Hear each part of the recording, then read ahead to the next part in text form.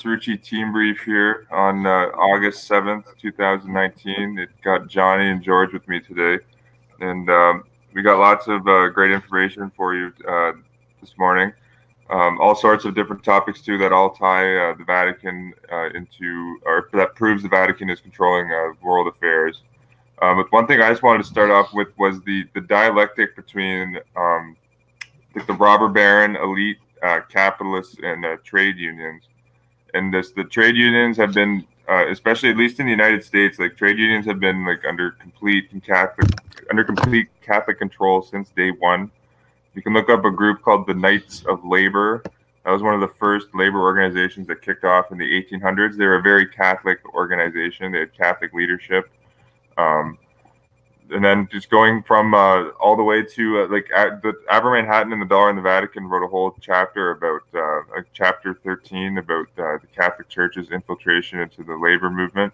You had all sorts of Catholic priests, even still to this day, Catholic priests were leading unions, like union rallies, for instance. But what it really was, I think, was a way to keep the workers in check. And I have an example of this from. I'll link this in the chat. This is from the same author who wrote the book, The Catholic Church, or the FBI and the Catholic Church. I found an article he wrote on the Catholic Church and the labor unions. But he shows this Catholic priest here, Father Rice. I believe his name was, who was his father? Monsignor. This guy was big into the labor. I think, what was it here? I just want to get his first name. Rice, he was like the editor of our Sunday Visitor. I just want to get this name of this guy. This Catholic priest Rice was very big into the labor movement. And I'm just going to show you that Chevrolet actually gifted this Catholic priest a car, for instance. I have a quote for that. Catholic priest Rice. Okay, it's Charles Owens Rice. Charles Owen Rice. That's the priest that the author is referring to here. But the author says here, Rice corresponded with Catholic members of every expelled union, but he focused most of his energy on the UE. That, as did the Catholic Church as a whole. Not only was it by far the largest of the left unions, that the UE union, and heavily Catholic in composition, it was also solidly based in important industry that acquired strategic value in the Cold War. So that's some background on Rice. But I just want to mention, so the author says one outstanding characteristic of Rice's anti-communist efforts, and what the anti-communist, and this is interesting because the Catholics have really changed their game plan since the 1930s. Like back in the early 20th century, they used the anti-communist dialectic to just smash every worker right imaginable, and they used the front of anti-communism, to to pass the Taft-Hartley Act, which outlawed striking, for instance, for workers. So and we know they created communism, but they were also McCarthy was trained by the Jesuits, so they were also behind the anti-communist dialectic as well. But we've seen today, so instead of being super anti-communist, now the Jesuit America magazine, they're openly publishing in their magazine an article titled "The Catholic Case for Communism," and the current head of the AFL-CIO, that's the biggest labor union in the U.S., Richard Trumka, is a devout Catholic who says he wants to model the current secular labor union of Pope Francis's worker encyclicals. So they've changed their strategy since the early 50s and the early 20th century. But the author says here that Father Charles Rice received a car from Chevrolet's central office for, quote, important work for the welfare of the country and sane industrial relations. In 1948, however, Charles Rice, tried to make contact with General Electric management in Erie, Pennsylvania, to provide him with the potential recruits for his battle with the UE union. Rice's defense in the matter of the car, which he noted would have, quote, wiped him out if it became public. So it's interesting. So the priest is acknowledging this, in this. Okay, John's back in the stream. I don't know if you heard that last clip, Johnny, but this priest, Charles Owen Rice, is he's acknowledging that this gift that he got from Chevrolet, he got a free car from Chevrolet in the efforts to stamp out the Chevrolet workers from unionizing. And he said that this would have wiped him out if it became public. That's just one example. Imagine the power of a Catholic priest getting involved with a labor dispute. All those poor Catholics that have no, and this tells you what an insurgency this is. Tells you what an insurgency the Catholic Church is. Whether it's voting or unionizing or any grassroots popular movement, it is an absolute insurgency. Okay, Johnny, could I chime in? Yeah, go ahead, George. Okay, one of the stipulations one of the provisos in the Japanese Constitution after World War II was they could not have labor unions, and that was done at the behest of Douglas MacArthur, and probably it was Edmund Walsh, SJ, who was saying, "Hey, Doug, make sure that they include this in their documents." So to this day, there are no labor unions in Japan. Also, almost all the heads of your labor unions, like the Teamsters, Jimmy Hoffa, Senior, Jimmy Junior, or Jimmy Hoffa the Younger, Ron Carey, were devout Roman Catholics. Oh, they've all all of them have been devout Roman Catholics, like literally from day one, and that's why I think it's the systematic takedown of organized labor, just like how they're systematically taking down the NRA. They have Jesuit trained Wayne LaPierre in charge of the NRA. So currently they have Richard Trumka, devout Catholic, as the head of the AFL-CIO. But literally every single, the past 4 heads of the AFL-CIO, going even back to before it merged, like the two organizations, the Congress the Congress of Industrial Organizations and the American Federation of Labor merged together in 1956. We're going all the way back to the 50s. The highest positions in American labor have been occupied by Catholics. It was Philip Murray. Aber Manhattan writes about. Oh, I see, Johnny. You got the Douglas MacArthur photo up. It was Aber Manhattan writes about this guy. It was a devout Catholic named Philip Murray, who had the highest position in the American trade unions in the 50s and 60s. And after Philip Murray, it's been devout Roman Catholics the entire way. James Carey, another devout Roman Catholic. I'll pull up the list here, but a key one was Lane Kirkland, who was the head of the AFL-CIO during the Reagan era. I guess Kirkland took over in 76. But Lane Kirkland went to the Jesuit Georgetown School of Foreign Service, was honored there by Father Leo O'Donovan and Bill Clinton and Father Gregory Higgins after he died. But this Lane Kirkland just shredded unions in the United States. It was under the Reaganomics era, where it was under the myth of trickle-down economics, saying to the workers, "Oh, we're going to cut taxes for the rich. We're going to give them all these benefits, and you just wait. The wealth's going to trickle down. You just sit tight. The wealth is going to trickle down. You don't need to worry about it, and just wait." It was eventually like the Herbert Hoover philosophy. That's what Reaganomics was. It's all about wait. If you're poor, just wait. All the prosperity that's being created at the top will come to you, and it never came. But Lane Kirkland was the head of the AFL-CIO during this time of Reaganomics. He went to Jesuit Georgetown. After this Jesuit-trained Lane Kirkland was done as being the highest labor official in the United States, there was only 14 or 15% of U.S. workers in unions, compared to the 35% that were in unions during World War II. And the guy who took over after Lane Kirkland, John Sweeney, is a devout Roman Catholic. There's an article in the Boston Pilot that was titled "John Sweeney's Catholic," I'll get the exact title here. And actually, I have a connection with Georgetown University after this. That I wanted to, it was John Sweeney in the article, and John Sweeney replaced the Jesuit-trained Lane Kirkland, who the Reaganomics era head of labor, who slashed labor unions in the U.S. Lane Kirkland trained by Jesuits, but John Sweeney. There's an article titled "John Sweeney's Drive for Labor Rights Rooted in Catholic Social Teaching." That was done by the Boston Pilot. I'll link that in the description. And like I mentioned, the current president of the AFL-CIO, Richard Trumka, is a devout Catholic, and we see how Catholic the labor is in the United States. Georgetown University, I'll I'll link this too. They released a report last year that talked about how the labor movement in the United States shares many values with the Catholic Church. That's from Georgetown's own words. And they talk about how close the labor movement and the Catholic Church is.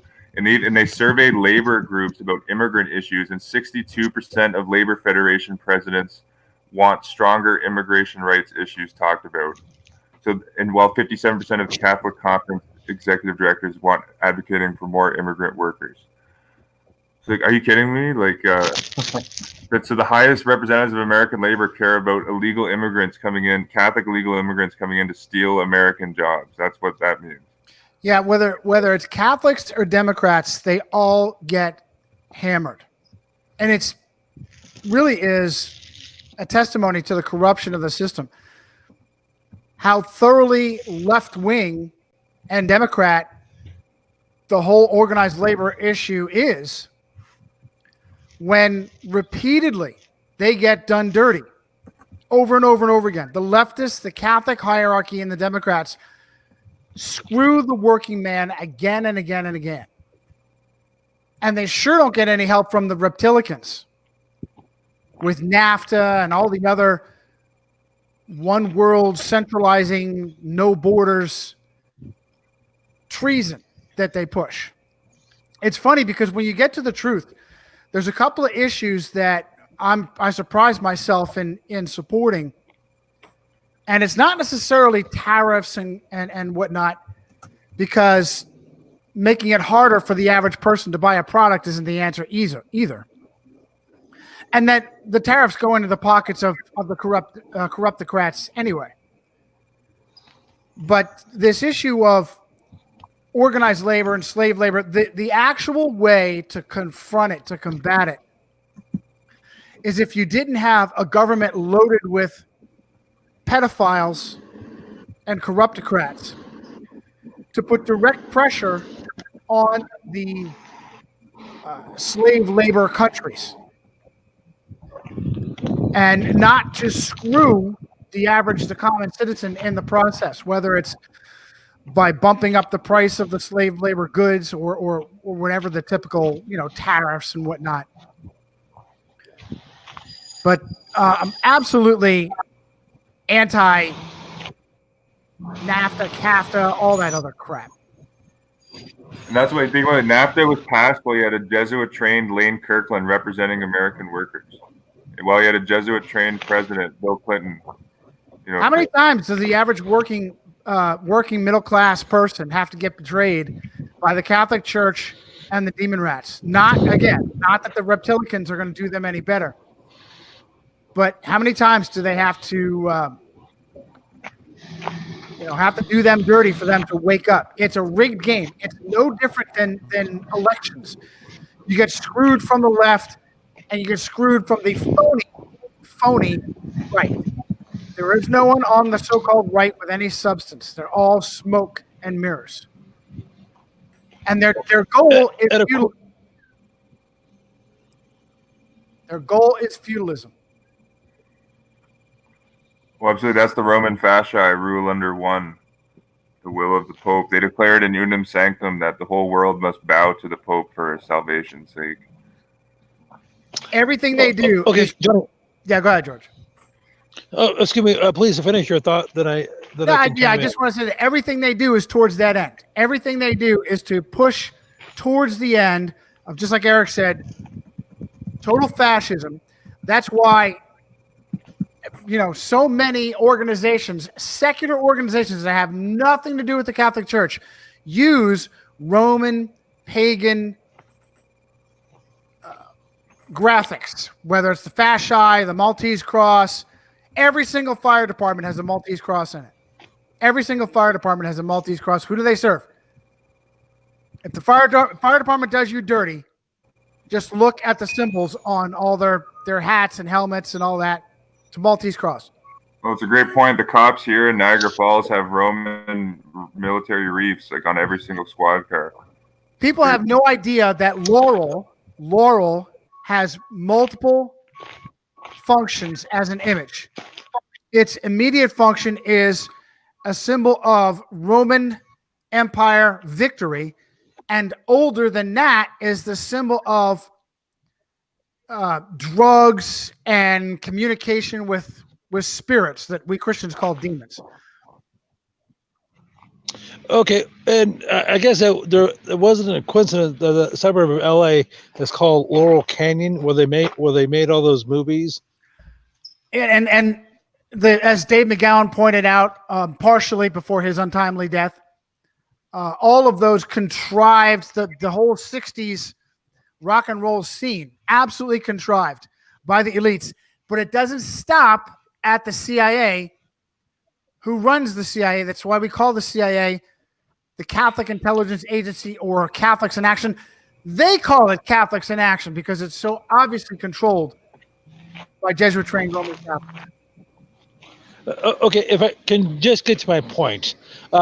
You recently got a subscription. You, Johnny, just recently got a subscription to churchmilitant.com, Michael War's site, where you can get, access to interviews, reports, discussions, things like that, exposés. And well, he and his organization didn't coin that expression, church militant. That's been around for centuries, because I just like to spend a moment talking about Catholic ecclesiology, i.e. their view of the church.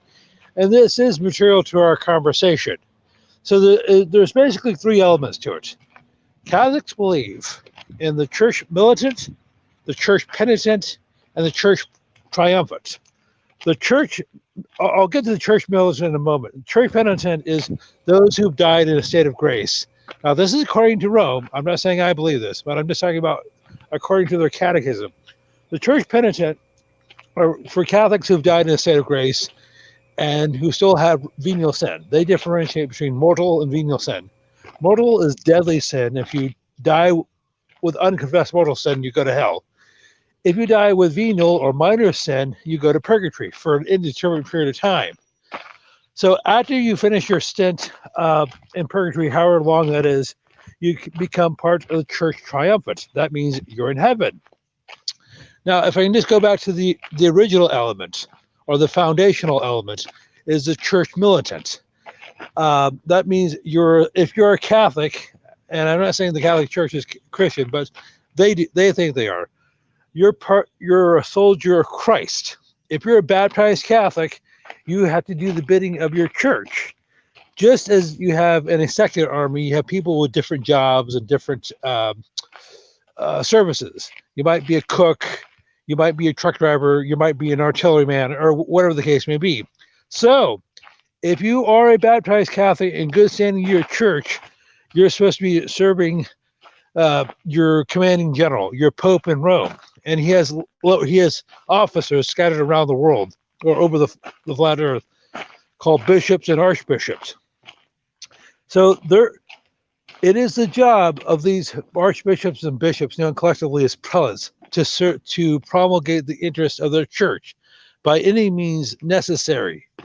And they have no obligation whatsoever to non-Catholics. And as a matter of fact, until relatively recently, i.e. the 1960s, their only obligation to non-Catholics was either to kill or to convert them. So, just fast forwarding now to the 21st century, when was the last time you heard of a Catholic bishop or archbishop of the United States or any other country say, you know what, we need to clamp down on immigration. We need to solidify our U.S.-Mexican border. We need to speak out against sanctuary cities and sanctuary states. Oh, yes, we need to speak out against gun laws. You know, we need to have loose or more lax gun laws. Well, in the last 200 years, when have you heard of or read of a bishop saying anything along those lines? Anywhere. George, you can say the same thing for the entire Reptilian Party. This is what the conservatards and the Latin Mass Catholics need to learn and understand. It just is really disappointing how they get fleeced again and again and again. They never, ever, ever, ever win. They never, ever, ever win. They always go backwards. When they put the talking heads that claim to represent them in power, they still lose.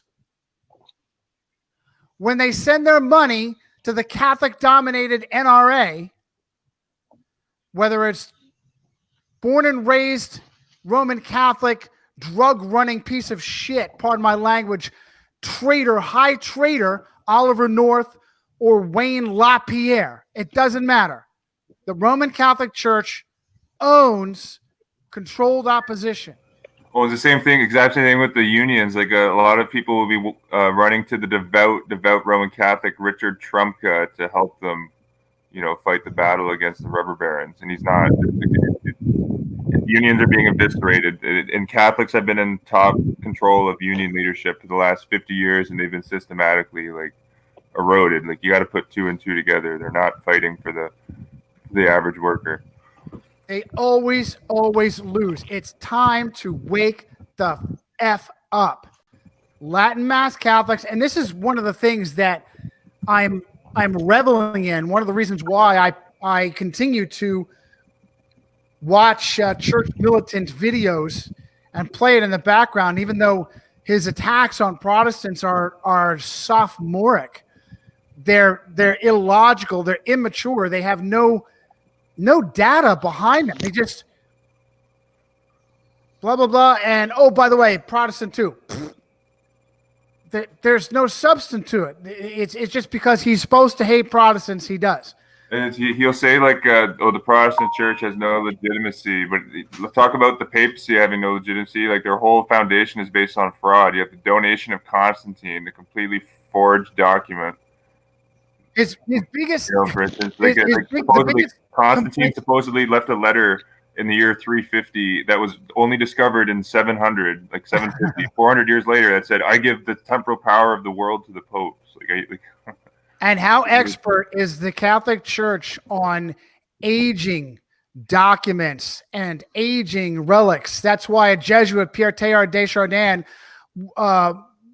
helped create the Piltdown hoax, because they're experts in aging relics and bones. And the mere fact that a Jesuit priest is involved in archaeology, paleontology, and then helping to create a hoax to bolster Darwinian evolution, game over. Tells you everything you need to know about who's really in charge and what's going on in the background.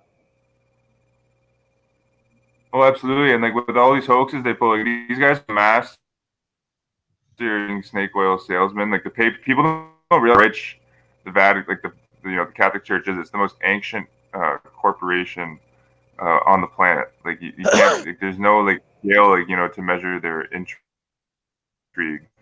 Just mentioned they had a Jesuit priest who's really fabricated the missing link to Darwinian evolution. But I want to mention here just quickly, just in terms of the Catholic labor movement, they hold up Leo the 13th as the messiah of workers' rights for some reason. He wrote his encyclical Revum Novum, which supposedly was very pro-worker. Aver Manhattan even says you could, if you were reading Karl Marx and read some of Leo the 13th encyclicals, you wouldn't be able to tell the difference between the two. But Leo the 13th is a quote from one of his encyclical here. He says, let it be laid down that humanity must remain as it is. There naturally exist among mankind innumerable differences, and unequal fortune is a necessary result of unequal of condition, which quote must accompany man so long as life lasts. And the author adds here, I'm reading from the book or the article "Priest Bore from Within: Roman Catholicism and the American Labor Movement" by Art Price.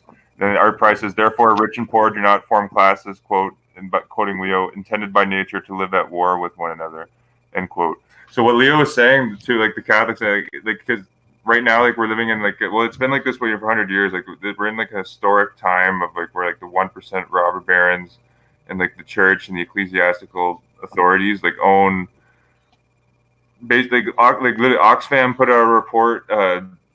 This was the last year's Oxfam Wealth Inequality report. There's the top 100 wealth earners in the world own more assets than the bottom 5 billion after them, or the bottom 5 billion of the world. And I love the game they play. I love the is basically saying here to this feudal, Leo the 13th is saying that we need to keep this feudal system in order. And this is the same Pope in his encyclical in 1890, Johnny and George, it's called Septime Christianae. He said that force is vital in order to remain public tranquility and order. He actually said that. He said force is required to achieve public peace, tranquility, and order. Like, are you kidding me? And then, like, the history of the police forces in the United States, they were literally created to smash labor rights. Like, that's why the Pennsylvania State Police was created, the first state police force. They were used. There was the coal and iron workers police, which is basically like a Pinkerton unit, which was used to go out and beat up strikers. But that's why they actually created the first, state police force. It all goes into keeping this, Leo the 13th idea of a feudal order in place.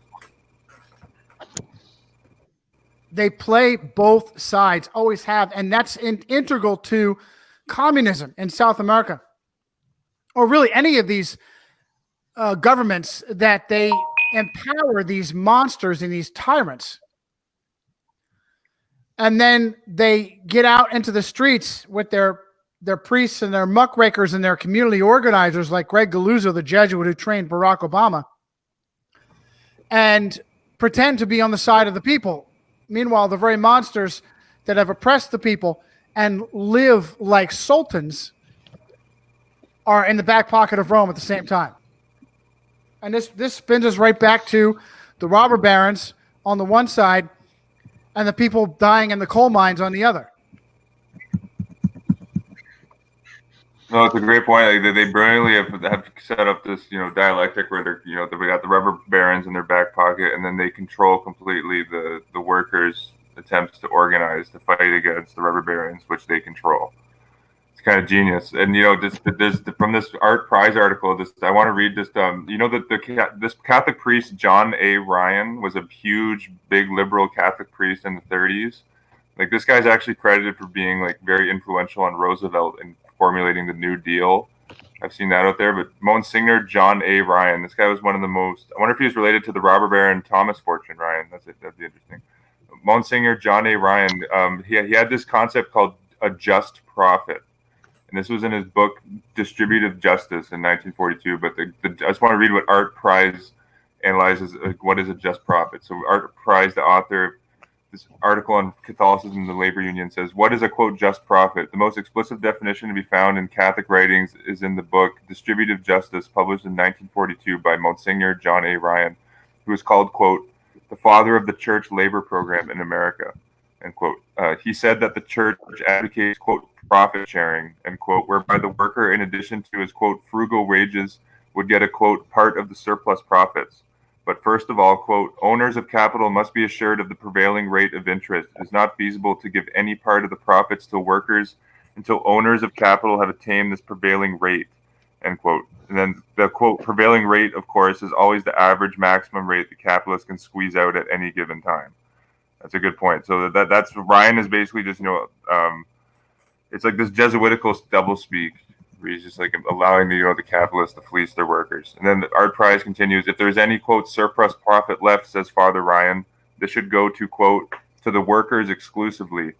Then Art Prize says, which sounds mighty generous until we read that, quote, that is to persons who do any work in any capacity, whether subordinate or directive, from the president down to the office boy. The distribution should be in proportion to salaries and wages, end quote. So if there is any, quote, surplus profit after the just profit has been paid, the head of a corporation who's paid $300,000 a year would get 100 times more of a surplus than a worker who gets $3,000. And then the office says some, quote, distributive justice. And that's important because this concept of Father Ryan with the just profit would, it's Jesuitical probabilism. It's getting these, industrialists to think there's nothing wrong with like this psychopathic trend in the U.S. where like CEOs are getting paid like 400 times more than their average employees. So, like, according to Father Ryan's profit doctrine, there's nothing wrong with that, which is an interesting thing to realize. The Catholic Church, Pope Leo, like I said earlier in the video, like they've kind of changed since the 50s. Like they're kind of going more Marxist oriented now. But, Pope Leo the 13th, like I said, is like society is very unequal, and we need to keep things the way they are. We need to keep this, unequal distribution of wealth. And Leo the 13th, firmly believes in.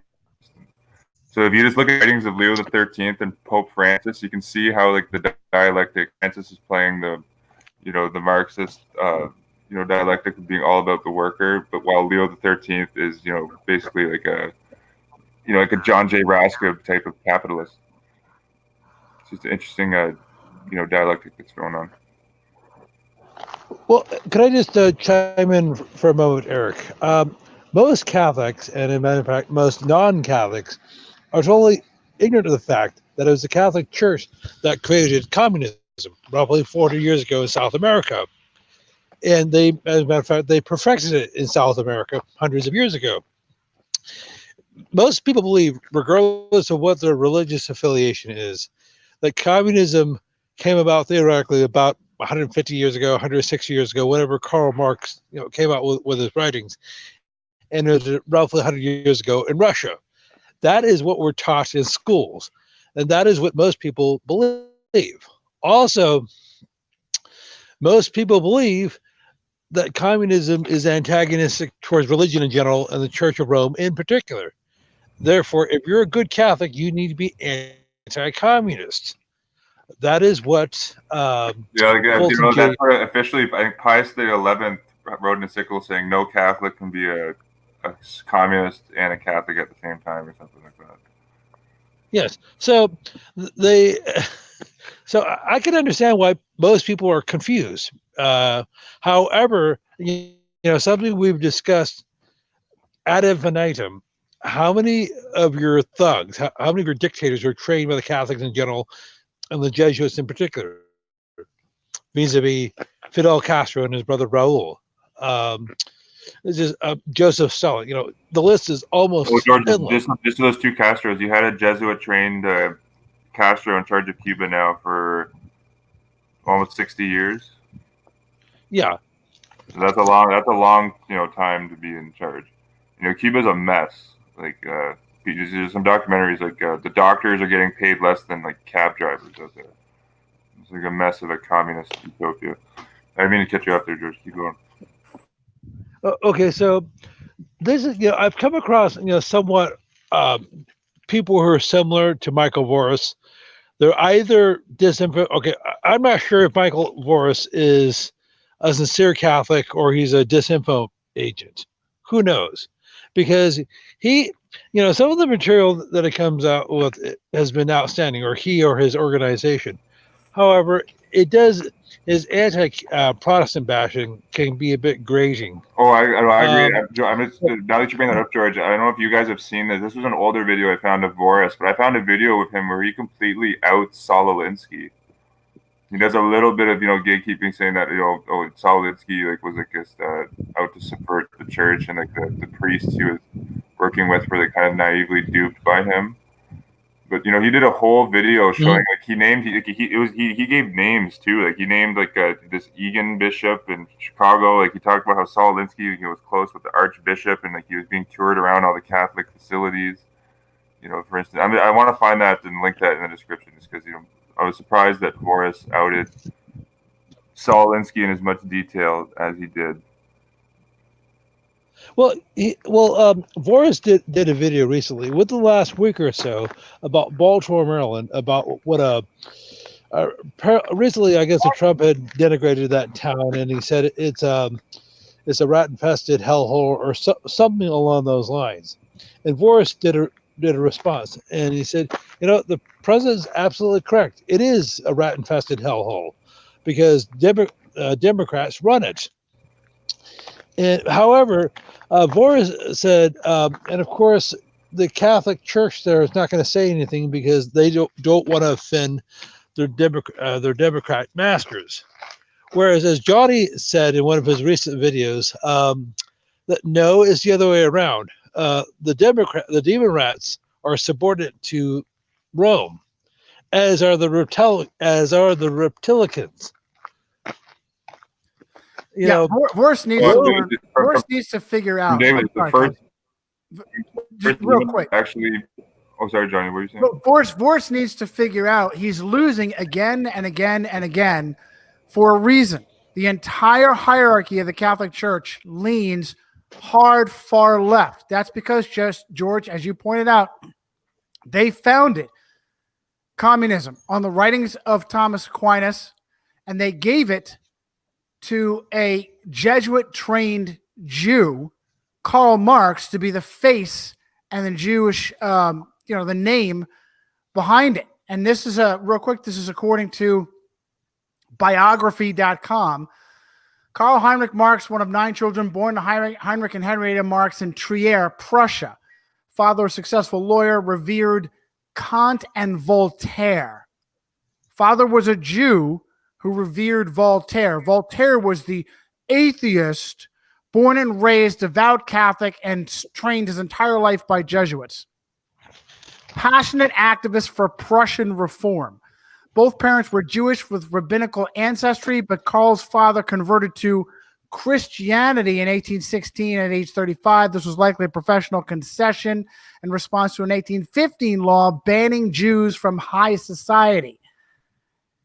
He was baptized Lutheran rather than Catholic. This is the father, as although Catholic was the predominant faith in Trier. Trier in Prussia was an island of Catholicism in Protestant Martin Luther's Germany, because he equated Protestantism with intellectual reform. When he was 6, Karl was baptized along with the other children, but the mother waited until 1825 after the father died. Why? Because he was baptized Catholic. Karl Marx was baptized Catholic. And here's the next paragraph. Marx was an average student. He was educated at home until 12. Spent 5 years from 1830 to 1835 at Jesuit High School in Trier, at the time known as Friedrich Wilhelm Gymnasium. Karl Marx, baptized Roman Catholic, Jesuit trained in high school. Are you kidding me? Everything you need to know. From actually before this century, in South America in the 1700s, the Jesuits were perfecting communism in their reductionist settlements.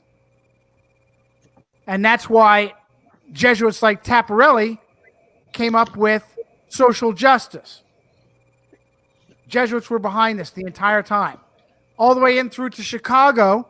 And you got Jesuits training blacks how to community organize, like Greg Galuzzo for Barack Obama.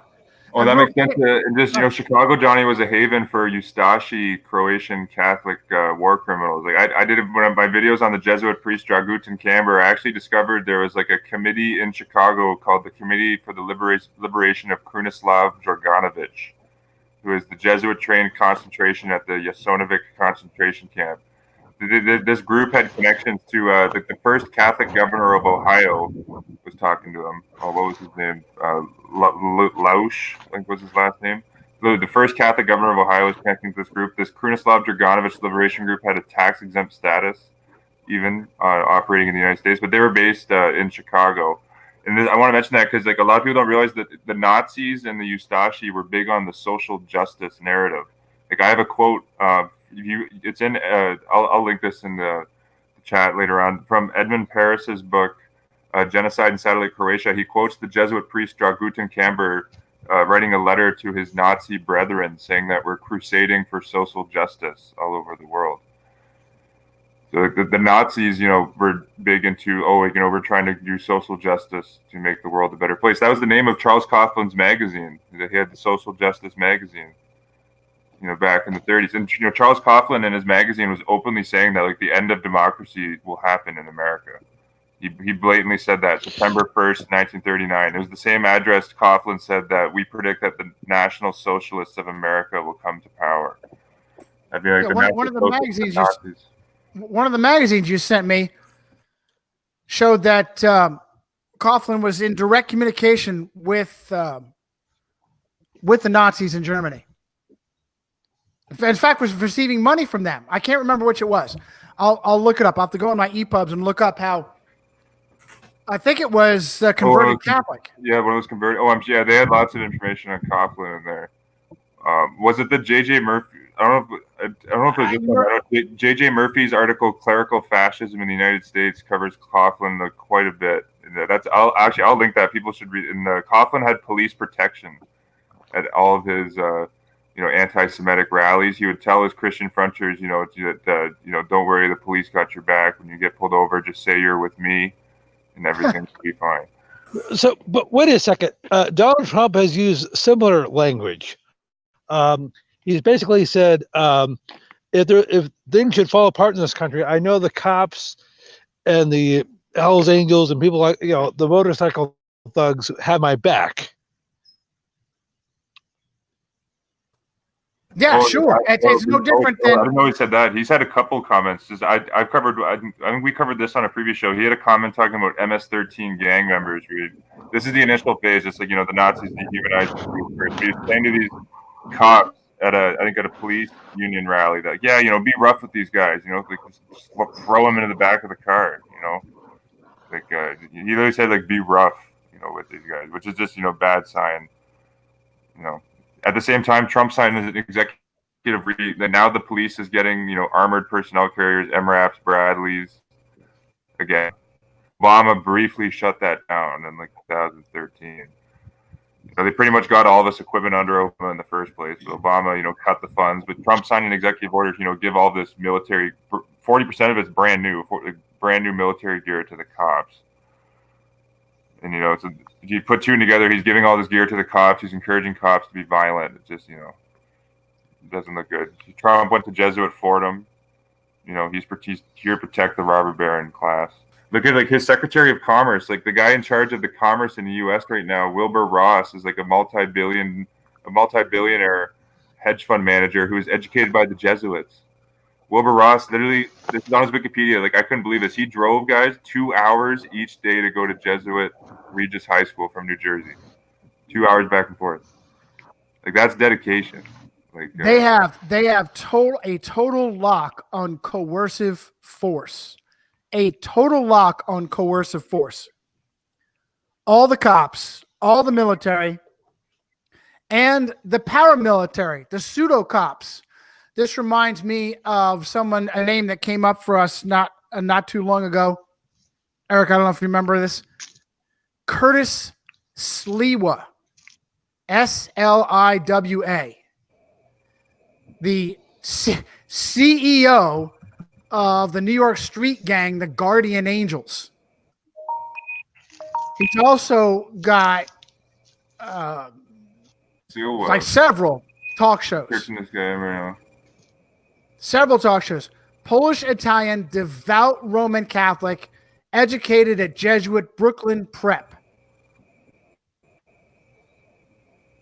Curtis Sliwa of the Guardian Angels. Just another great example. And I'll bet you find the same connections, although you had to look a lot deeper. In the the Black Panthers, and of course we got the KKK, the Knights of the Golden Circle, with Albert Pike, whose handler was Pierre-Jean de Smet, the most powerful Jesuit in the West. Oh, great point. Actually, Johnny, great points with the Smet. Just with the Black Panthers, I'll try to find this article. This was just, it was a good article, but there's this gatekeeping. There's a Jesuit of Panthers operation in San Francisco, headquartered inside of a Catholic church in San Francisco. This guy was a Jesuit. His name was Eugene Boyle. He was big into the civil rights movement, and it came out though that at this Black Panther installation at the Jesuit, it was at the Sacred Heart Church in San Francisco. It actually turned out that they were giving these black children at the Black Panther compound pictures of white police officers depicted as pigs to inflame racial division, which the Jesuits are great at. But it came out, just the author said that, the FBI exonerated Boyle, as if the super Catholic FBI is going to do an honest investigation into the Jesuit priest Boyle. There was a Jesuit priest, Robert Lloyd, S.J., who was known as the chaplain of the FBI. That's in Steve Rossum's book, for instance. But I thought it was interesting how this Catholic article it gave all this damning evidence against Boyle, but then it said, but wait, the FBI exonerated him, as if like they did an honest, investigation. I'll try to find that. Jeremy is asking for your email, Eric. I don't know if you have a professional email address rather than your personal. I don't recommend you give out your personal email address, but if you've got a professional email address or create one, it'd be great to give out to your friends and to your fans. I know that your main outlets are your YouTube channel and your Reddit. So I don't know which ways your fans can get in touch with you, but Yeah, the Reddit, they can get in touch with me. And for me, yeah, I would say I have a bunch of email accounts, but yeah, they could send it to my. I have a couple Gmails. They could send it to my ericbowman96 @gmail. You can send it there, Jeremy, and I'll take a look at what you got. He says Trump belongs to the club. I'm sure that'll be a good email. There's quite a bit of stuff out there that damns Trump, but it just keeps piling and piling up. yeah. Okay, excuse me. Can I just mention? Go ahead, Okay. Over the weekend, there were a couple of mass shootings in the U.S. Dayton, Ohio, El Paso, Texas. I mentioned this on the show Sunday, but I just thought I would repeat this. The mayorette of Dayton is Nan Wadley. She got her undergrad degree from Dayton University, which is a Catholic school. Now, as it turns out, the sheriff of Allegheny County, PA, William Murray, he also got his undergrad degree from University of Dayton. So that seems to be good. If you need a false flag in your town, that is a good place to go train your future puppets.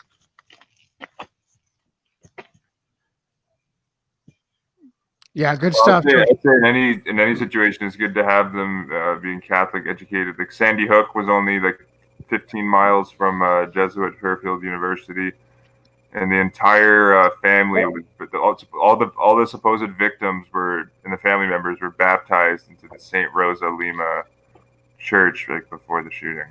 So again, it's good to have your Catholic agents in place. I want to find this. I want to get the quote. There's this YouTube channel, Captain Catholic, but he quotes and that's another like Michael Voros type channel, but he quotes just the Catholic Catechism in the video, and like they believe like they don't even want like handguns in society. I just want to find that quote here. Yeah, so this is from the United States Conference of Catholic Bishops from September 11th, 1975. From a document called Handgun Violence, A Threat to Life. They said, we call for the effective and courageous action to control handguns leading to their eventual elimination from our society. So that they want all guns banned. They even, there's a quote in this video, he quotes the catechism saying that the catechism encourages governments. Yeah, it says here, hence the public authorities have a right and duty to regulate guns. That's Catechism of the Catholic Church, paragraph 2316. So according to the Catholic Church, the civil authorities have a duty. See the word they use? They have a duty to enforce gun control. Imagine that. The cops don't have any duty to protect you, but the government has a duty to take your Second Amendment right away. But that's what the actual, I guess it's an important point. I mean, you see, the website. I'll link this website. I think Thomas Richard from Spiritually Smart runs this. There's a website called VaticanGunControl.com. And there's this one particular article on this website where he shows the Catholic Church in Connecticut with a nativity scene with a list of all the recent false flag shootings in the United States, one by one in this nativity scene in a Connecticut Catholic Church. And it's all about praying for peace and praying for gun control. It's a very, very intriguing. That's an important, I just think, fact that people got to realize. They openly, in their own open catechism, say that guns need to be eliminated from society. And this, George, watch your background noise. Yeah, just be mindful of your background noise. If you got something going on, you got to mute first. Okay, well, I haven't figured out the mute button on this new format, so things should be fairly quiet for the next for the remainder of the show. So apologize for that. So anyhow, just for clarification, William Murray is, as I said, the sheriff of Allegheny County, Pennsylvania, which is where Pittsburgh is located, and that's where you had the synagogue shooting last October. So I forgot to mention that detail. So the sheriff of the county of the town where you had the synagogue shooting is Roman Catholic. He also went to Pittsburgh High School, or to Catholic High School in Pittsburgh. And as I said, he got his undergrad degree from the University of Dayton. The mayor of Dayton, Ohio, Nan Wadley, got her undergrad degree from Dayton University. And there's a shooting in Dayton last Sunday there, a big shooting. Now, if I could just address this, something I heard on the radio is the cops responded in a minute to the shooting, less than 60 seconds. How did they happen to be there right there almost instantaneously? If it were not a staged event. Also, less than 24 hours earlier on Saturday, last Saturday, you had this mass shooting at a Walmart in El Paso, Texas. And almost all the victims were Hispanic. They're Mexicans or Mexican descent. And I sent Johnny and Eric pictures of the pictures from the New York Times. And the cops who showed up to the shooting were dressed in camo. They had full body armor, they had helmets, they had automatic weapons, and you couldn't see this, but they probably had an MRAP. And their camouflage, they're wearing like jungle camouflage, so they're not, out in the bushes. So their camouflage was completely inappropriate to the situation. And I know we've discussed this before, but that is, for all intents and purposes, an occupying army, even though they only may be dressed that way for a few hours. Their uniform was not appropriate to the situation.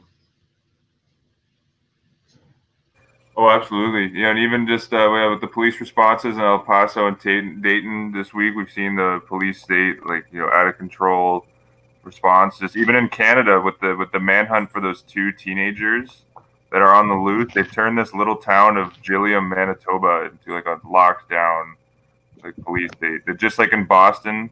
They turned that Gilliam, Manitoba town into like a martial law drill for the entire town. They're doing door-to-door searches, like who needs a warrant. They'll barge into everyone's house in the area to search for these two teenagers. Every cop that puts on camouflage or olive drab and suits up like they're retaking Fallujah is an oath-breaking traitor.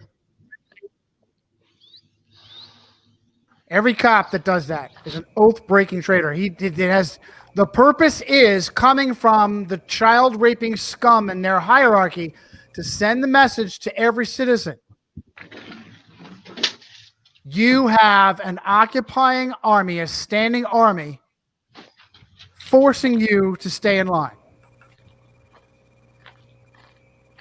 Oh, absolutely. I'm going to this is a great. I'll try to find this and link it in the chat. Also, I found a New Hampshire hearing. This ex-Marine was grilling the county officials for buying a Bearcat armored vehicle for like a town of 2,000 in New Hampshire. But he was saying that this Marine was, it was a patriotic speech. That's why I'll try to link it. But he was saying that like the equipment he saw the Massachusetts State Police using in Boston was literally identical to the stuff he was using in Iraq. He said the only difference was it was painted blue and had a Massachusetts State Police badge on it. He said it was literally identical, and he specified all the equipment that like the cops, were using. Yeah, I don't know if you've got this. I've got on my screen these assaulting soldiers here pretending to be cops. Yeah, you've got this clown in the background with night vision and a door battering ram. So I don't know what he expects to be doing. But this is why they continuously do this asshole over here with his submachine gun. And I'll guarantee you these are true assault rifles, select fire, capable of automatic fire. Oh my God. And they're not uniformed, Johnny. That's what I've noticed. These guys aren't uniformed. Like that's literally an occupied army. Like a regular cop's supposed to have his, name on, and you're supposed to be able to ask for their badge number at any point. Like that. Great point. Great point. This has nothing to do. What the fuck? You got the top of the line, best gear you could possibly have. Why do you not have? If you're just Joe Swat over here, Why do you have something thoroughly inappropriate for urban warfare? It's to let the innocent citizens know you are under an occupying army. And each one of you clowns is a traitor. You are an enemy to the people. These clowns over here, too, with these automatic weapons, these submachine guns, top of the line, 45 caliber submachine guns. Sheriff's Department looks like. Oh, and Jordan, think about this: the emblem for the United States Military Police Corps, which is like what we're seeing. Like the Military Police Corps is like a uniformed law enforcement branch of the army. Like we're seeing the lines being drawn. Like the seal for that Military Police Corps is literally a Roman fasci, and the seal for the National Sheriff's Association is a Roman fasci. So like this, clear Praetorian, it's like right in your face. And the scariest thing about this is these cops have been ruled in the U.S. courts that they have no duty to protect you. So like these guys are basically like a mercenaries, like running out of control. This is why what we do is absolutely unique across so-called alternative media. No one else anywhere in alternative media is putting together all the puzzles, all the pieces of the puzzle the way we do. No one. They rail. Bill Hicks, aka Alex Jones, rails all day about the police state, the Orwellian police state. We are the ones that tell you who is behind it and why. No one else does. All we do is give you the evidence. Names, You'll places. ever hear Bill Hicks talk about the Catholic police guilds over in England and Wales? We talk about how like the Norway National Police logo has the Roman military fasces, or the Swedish National Police has a military fasci, or how there was a Catholic nun. I have her documented in my post on the Chiefs of Police. I'll bring up her name. This woman went to Georgetown, literally a Catholic nun, Georgetown trained Sandinista lady, became the head of Nicaragua's national police, and they had a brutal, repressive regime.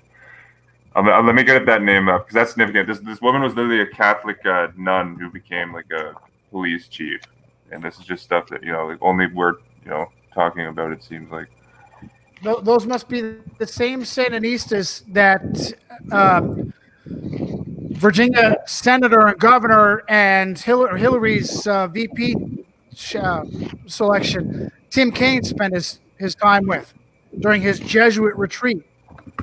Yeah, he was down in Nicaragua. Great point. Actually, and we found another connection to the Sandinistas with Boys Town. Who is that senator that said Lawrence King was a great guy? Oh, Zarinsky. Yeah. Well, I gotta look that. Yeah, that's pull up that name. But I found the name of this nun. This woman. Oh, what was that, Drew? You have it, George? Robert Carey. Oh. Did Bob Carey say something about King? I don't believe it was Carey. This guy went to Marquette. I want to say started with a Z. Was his last name? I'll look that up. But this Catholic nun I found, the head of this woman was a nun. She was part of the Sisters of Assumption. Went to Jesuit Georgetown. Her name was Amnita Granara Sacasa. She was the chief of Nicaragua's national police force for 12 years, 2006 to 2018. Like that? Are you kidding me? Like this is tied in with Catholic nuns. Like Catholic nuns are very, very corrupt. The accomplice of Dutroux in Belgium was Michael Dutroux, basically the Jeffrey Epstein of Belgium, who was soliciting or giving all these kids to the rich and powerful. His wife, a second wife, one of the accomplices in all of the crimes, was sent to a Catholic convent by the Belgian government, so she's not even in jail. So she's at this convent now. And the BBC even covered that. You covered that case. And if there's a case that should show people the deviant nature of nuns, that's what it is. Are you kidding me? Yeah, it was Mark Dutroux, not Michael. Mark Paul Allen Dutroux, and this guy, he was in on a case. He had convicted a second time because he only had to serve 3 years of a 13-year sentence initially back in the 90s. And the judge who gave Mark Dutroux a soft, time at least, that judge was a professor at a Catholic university. But Mark Dutroux, they literally joined the Catholic monastery. I'm going to link the BBC News article. Like that's unbelievable. Like, are you kidding me? Whatsoever.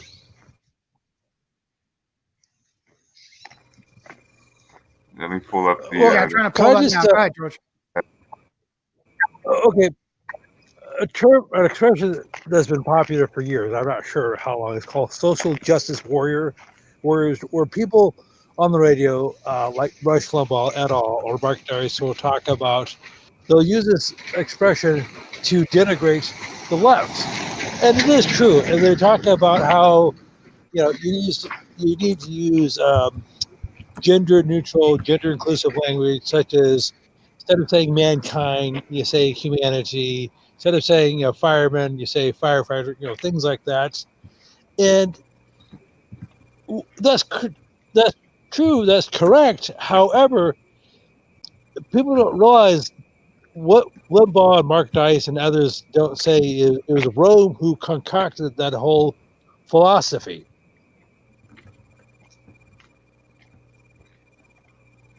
And so, anyhow, I actually had a question.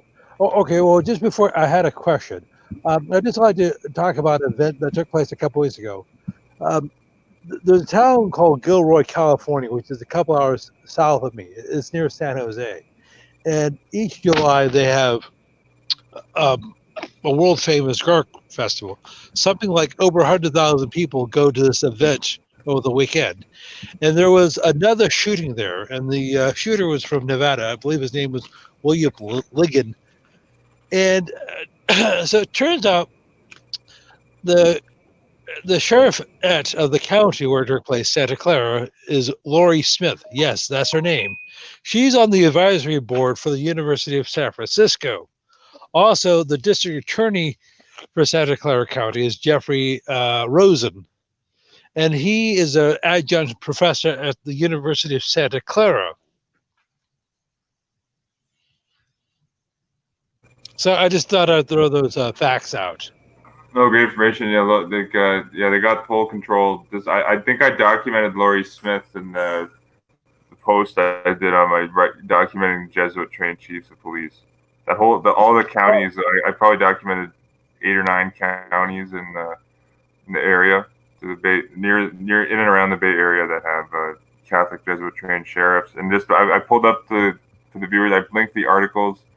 The wife's name was Michelle Martin. She was Mark Dutroux' accomplice in these disgusting crimes, and she was literally transferred to a Belgium convent.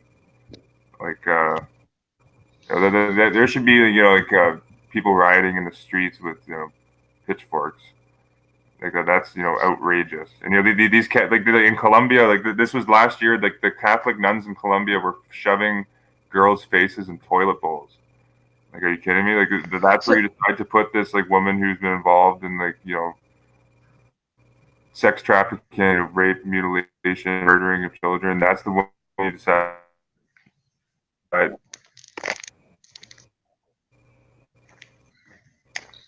Well, that sounds like a situation. The nuns, that should be it. Well, wasn't there a similar situation in New England? Was it Vermont or New Hampshire, where there was a convent? Oh yeah, that was St. Joseph's Orphanage in Vermont. I think that abuse was taking place from the 70s to the 90s, but it was recently just exposed in the early 2000s or late 90s when the reporting came out. But yeah, that was systematic child abuse. The BuzzFeed news story actually said that the Catholic nuns were forcing the kids to eat their vomit and stuff like that. And there's crazy accusations at that Vermont orphanage run by the nuns. Victims were saying they saw Catholic nuns beating children with belts and clubs. And the Catholic nuns were actually accused. It sounds at this point I'll believe the Catholic Church is so deviant. Nothing really surprises me. But the nuns were literally hurling these children to their death off the 3rd floor of the orphanage. Literally chucking them 30 feet to the ground. And obviously, their legs will break and they die. But like that was all going on. Like Well- the BuzzFeed news story was pretty documented. That was there's pictures too from inside the orphanage. That was a really good story. I'm surprised for BuzzFeed news too, because I've seen a lot of trash come out of BuzzFeed. Like they were buying into the RussiaGate stuff, for instance. But that in particular story on the Catholic nuns at St. Joseph's was very good. And yeah, like Michelle Martin's wife went to a Catholic convent where all this deviant stuff happens. So who knows? So she could still be raping children to this day in that Belgium Catholic convent. Very possible, just given the track record of the abominations of what goes on at these Catholic orphanages and convents. Well documented. Like we covered, like you mentioned, Johnny. What was the name of that? I have to watch. What was the Nick Brothers movie in Australia? Have you seen that one, George? I know Yeah, you mentioned what was the name? like Oranges and Sunshine or something like that. I was trying to Okay, look up. I'll have to watch that. Yeah, I was trying to look up the name of that politician that you mentioned, and it's not ringing a bell for me. And in my surf, of course, not on Googlican, in my surf, I came across Gary Charles Peter Sr., the senator from one of the two senators, a demon rat senator from Michigan, who was the ranking member of the Senate Homeland Security Committee, who got his Master's of Business from the University of Detroit. Does that sound public? The University of Detroit? University of Detroit is a Catholic institution. Again, with another public-sounding name to throw you off, should you want to look at this clown's background. It just came up when I typed in. For some reason, I typed in Marquette, Senator Lawrence King, and this clown came up. Well, actually, I found the guy's name. What was that name? You just I was searching up this. The guy we covered was Edward Zorinsky. Who is this Detroit guy, Johnny? Who went to the University of Detroit? Gary Charles Peters. Gary Charles Peters. Actually, that's in a Homeland Security. That's you're more likely to be Catholic if you're in a high position at Homeland Security. Infinitely so. Yeah, this connection though that we brought up with Lawrence King was Edward Zorinsky, and this was covered in a Washington Post article called "Omaha's Hurricane of Scandal." I think this is where the comments he made come from.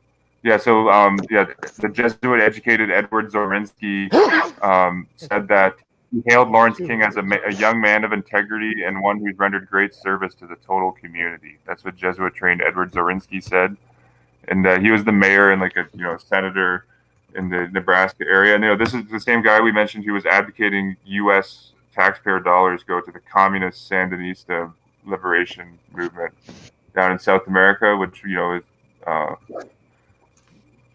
was like a Jesuit experiment. Like you can read the Executive Intelligence Review documents many Jesuits who were deeply involved with the Sandinista movement. And we just covered on this previous show, Amnita Granera Sacasa is a Sandinista era Catholic nun trained by the Jesuits who became the Nicaragua chief of police.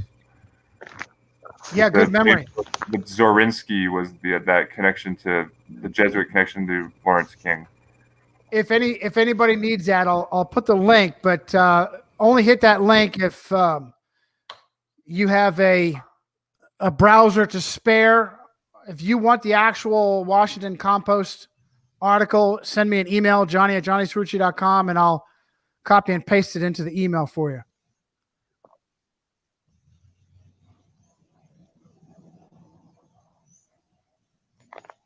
Jack, that's okay. Yeah, just so that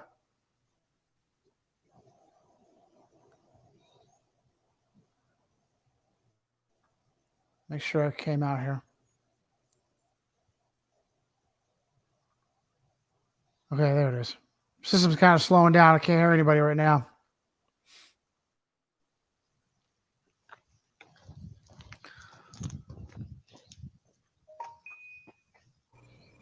Yeah, good finds, Eric. Zorinsky. Can you hear me now? I got you now. You were muted. He's a Jesuit-educated Jew, Zorinsky. Right? Yeah, but to Creighton. A Jesuit-educated Creighton. Jew. Yeah, Creighton's the local Jesuit school in Nebraska. Yep. Good catch, man. Not Marquette, it was Creighton. Well, you have two schools there. You have Creighton U and you have Creighton Prep. And so Actually, here's something George, all the Jesuit schools actually do that. People don't realize that every pretty much Jesuit school has a prep school associated with it. There's Marquette Prep, Creighton Prep, Georgetown Prep, St. Joseph's Prep, Scranton Prep, like Fairfield Prep. A lot of them have like a Jesuit prep school, which is just an important. Yeah, so you could say the preparatory school is like the bullpen where they warm up before they graduate before they take the mound. But definitely, it's also a place where the Jesuits can fleece rich Catholics of a lot of money. Like Georgetown Prep charges like $50,000 for admission. Hey, that reminds me that reminds me of another complaint from the church militant of a Jesuit prep school, Brebeuf in Indianapolis. Oh, that school was actually. I don't think that they took the Catholic title off that school. I'm pretty sure. No. Close. This is how smoke and mirrors continues to fool the conservatards, whether Catholic conservatard or non-Catholic heretic. That's what we all are. We're all heretics, and we're heretics. Actually, us Protestants, we're schismatics because we broke from the mother church. You non-Catholics that you aren't Protestants, you're heretics. Brebeuf, Brebeuf, Jesuit prep. Just side fact, Brebeuf was a Canadian Jesuit, so it's interesting that they're naming this Indiana school after a Canada Jesuit. That's how that works. Not born here, right, George? That's how that works. So they have on their staff a homosexual teacher married to another homosexual. And Catholics are naturally pissed off. So they have to blow smoke to appease the pissed off Catholics without actually having accomplished anything. If there was in any way any sort of hierarchical displeasure, you fire the pardon my language, you fire the fucking teacher. You've got an open homosexual married to another homosexual teaching your fucking kids, pardon my language. If the Roman Catholic Church was in any way displeased with that, you fire the fucking teacher. What do? The bishop says, no, listen, Brebeuf Jesuit, you're not allowed to call yourself Catholic anymore, and you make sure you take that name, you take the word Catholic off of anything that you advertise with. Are you kidding me? That's the best you can. That's a great point, Johnny, because just Anne Hendershot wrote a book. You sent me this book, The Status Envy, where she goes down list by list of Catholic schools like on their own don't affiliate themselves as Catholic. Like already in the United States, like 45% of the Catholic schools have no, when you're looking at their website, you wouldn't even know it's like a Catholic university. And that even works in their favor, doesn't it? They pretend that it's something that's negative, and in reality, it perfectly works in their favor. You got a Jesuit school that's not allowed to call themselves Catholic anymore. They're not even obeying that. So you've got more incognito Jesuit-trained insurgents coming out of that school. That's the punishment for having an open homosexual married to another homosexual, teaching kids, intermingling with kids, sexual deviance in close proximity to minors. That's what you want. Don't call yourself Catholic anymore. They're not even doing it. They're not even paying attention. That's the punishment? You idiot. You Latin Mass Catholics better wake the fuck, pardon my language, wake the F up. You better wake the F up. They are burying you. You have zero representation in your religion. Zero. They laugh at you every time you drop your money into the collection plate. They laugh at you. Well, as I was saying, the bishops have been fleecing the flock for centuries. thousands of years. Like Abraham Manhattan quotes at the Jubilee of Pope Boniface VIII. He quotes a contemporary historian at the time saying he saw Boniface raking in infinite money. He used the term infinite. You know, the papacy, and there's money in abortion. We covered in like all these left wing ideologies. Like money is a big part of it. Like the German Pax Bank was investing in the abortion pill manufacturer Worth, WYRETH. For instance, like they're literally investing hundreds of thousands. That's just what we saw. That's just the scratch of the surface. If you were to see all of the accounts, you'll find billions invested in. I got two more stories from you for that you're reminding me of here. Two more stories. One, we'll start with the name John Lennon. John Lennon. The Beatles. No. A different John Lennon. Oh, John D. Rockefeller's sleepy over pal and frequent golfing partner on his private golf course. Oh yeah, I saw it first. That was in a documentary, I believe, The American Experience. But you got a transcript of that. Yeah, that was crazy. They just kind of mentioned that with this Catholic priest, in passing, that he has a priest stay at his mansion and eats breakfast with him all the time, and goes golfing on his private golf course. Meanwhile, you Catholics that work in the factories can't make ends meet because they're flooding the market with Roman Catholic, socialist-minded, leftist, illegal aliens. But you got your priests golfing with billionaires. Well, this ties into Monsignor John A. Ryan's just profit idea. Like it's just for all the wealth that a company makes to go to the CEO, because the CEO is a worker too. That's how you got Boys Town. You've got a Roman Catholic orphanage raking in millions and millions of dollars every year. Are you kidding me? Maybe it's all that free advertising they got from Hollywood, from Jewish-controlled Hollywood, George. I'm pretty sure Ronald Reagan went to Boys Town too, even. Mm-hmm. I'm pretty sure there's a photo even of Reagan at Boys Town. I'll try to pull that up while you guys. Well, he also Ronald Reagan also went to Hannah Boys Center in Sonoma, California, and they've had all sorts of problems of child abuse going back for decades. Now, I know I've mentioned him before, but just as a reminder, there's actually a case that was filed this year, but even though it goes back to the 1970s, I mentioned him before. There's a fellow by the name of John Crews, Crews, not Cruise as like Tom Cruise. He was born in 1946. He was ordained a Catholic priest in 1971. He's an apostate Protestant. He grew up Presbyterian. Okay, getting to the punchline. Crews was spent the bulk of his career, his pastoral career in the Santa Rosa, California diocese. And he spent the bulk of that time at Hannah's Boys Center in Sonoma. And there have been at least 2 confirmed cases of him abusing boys there, going back to the 1970s. But nothing had happened to Cruz. So he just resigned or retired something like 5 or 6 years ago. And unfortunately for him, or fortunately for him, or unfortunately for the victims, the statute of limitations had passed.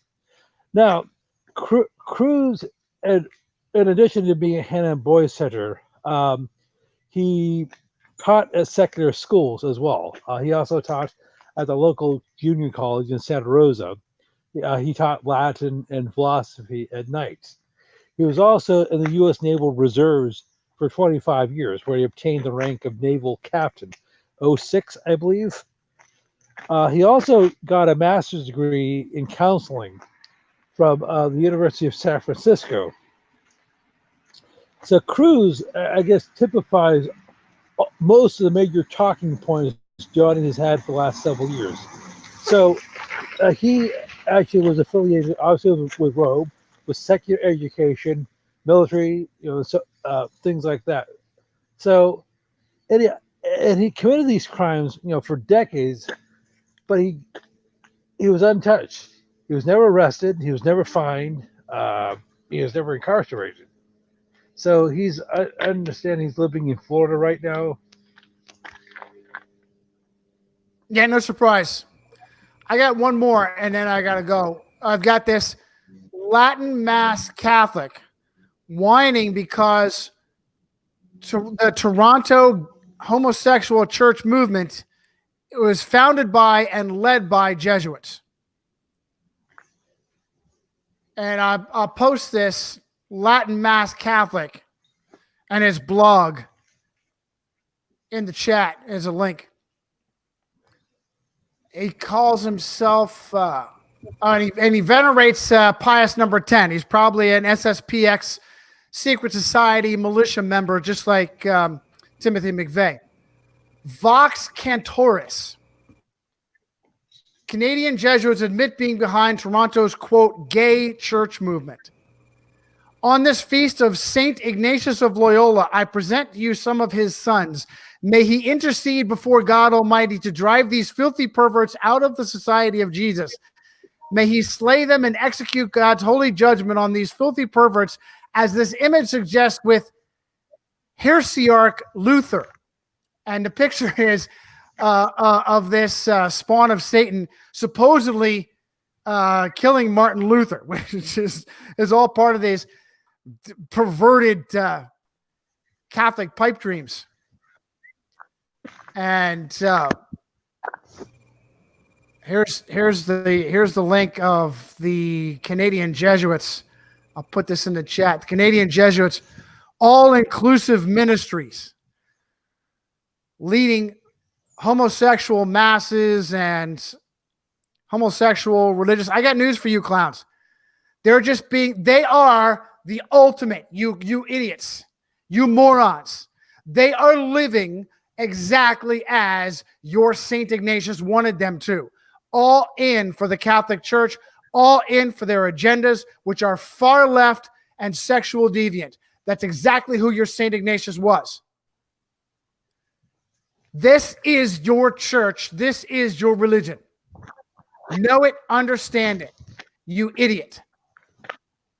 There is no good old days for you.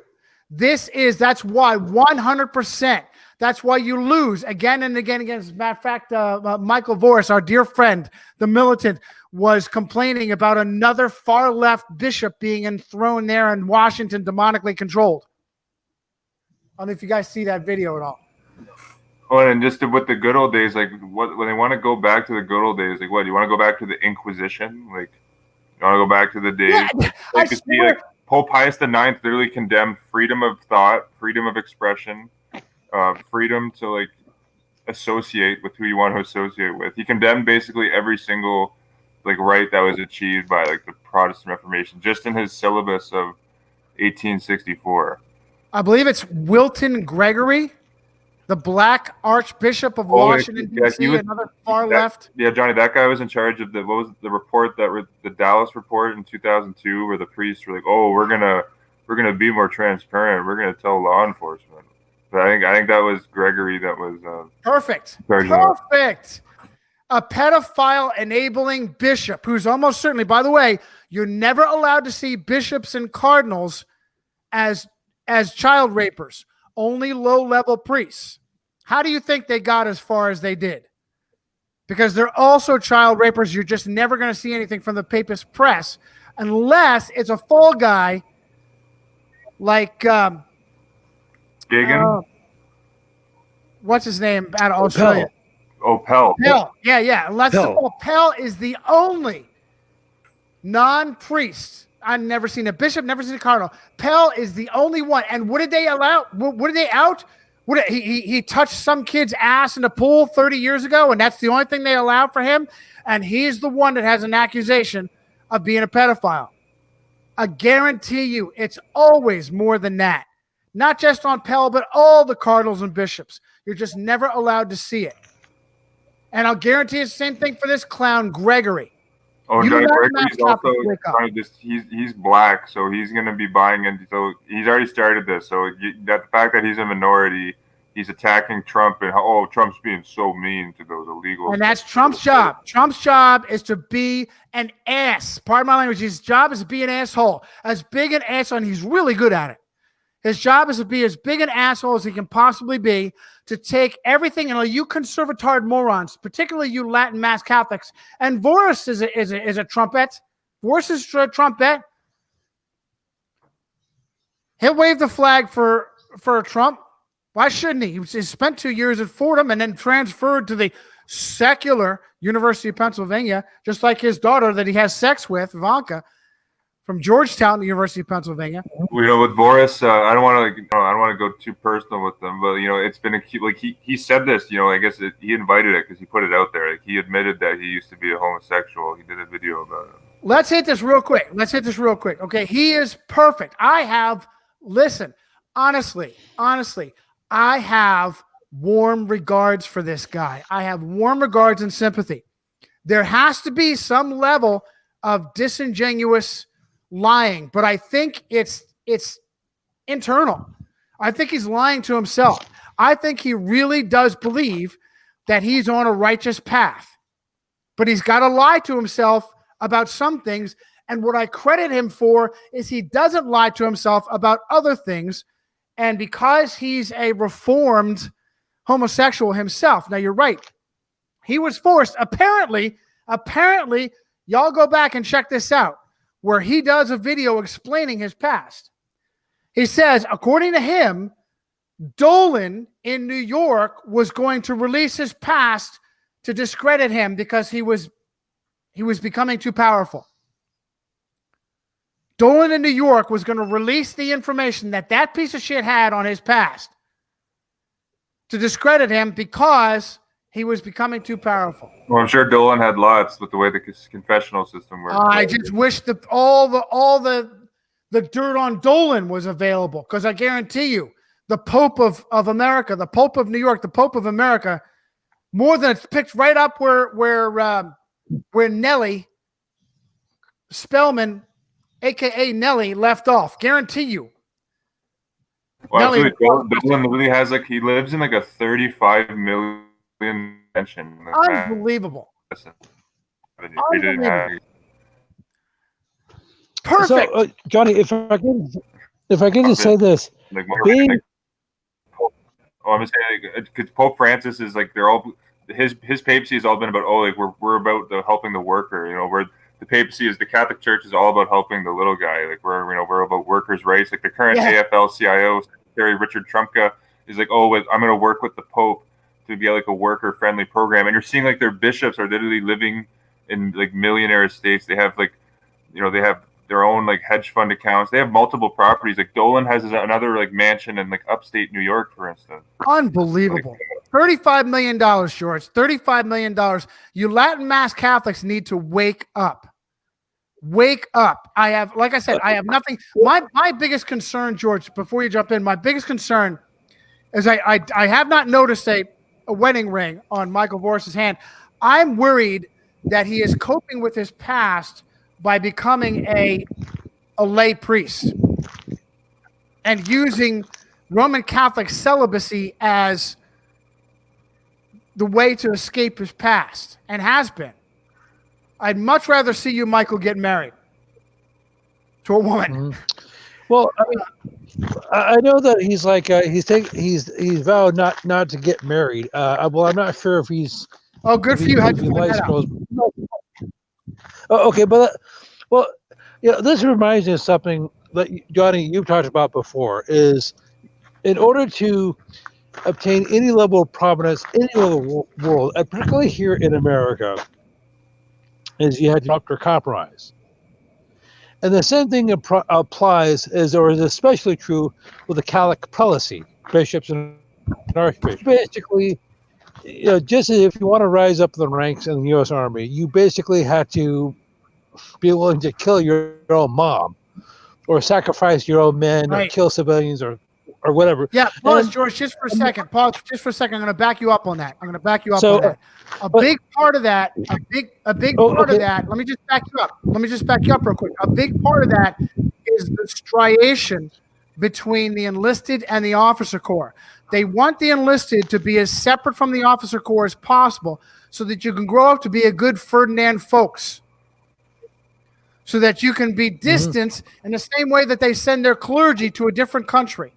that you have no emotional ties, it was an absolute no-no, and I did it all the time, for commissioned officers to use the first name of your enlisted subordinates. And I did it all the time, except when it was inappropriate in a public setting. I never called an enlisted man by his first name when he had a subordinate near him, because that was disrespectful to his rank. But, on board a naval vessel, what do they call it? Officers' country, God's country. Whenever you go into the officers' mess, you have a special area where just the officers eat.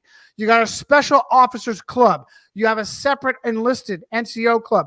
The purpose is to get the hierarchy disconnected so that when they commit treason and order their soldiers to kill themselves in a machine gun charge, as that Jesuit scum, the Supreme Allied Commander in World War I did, folk,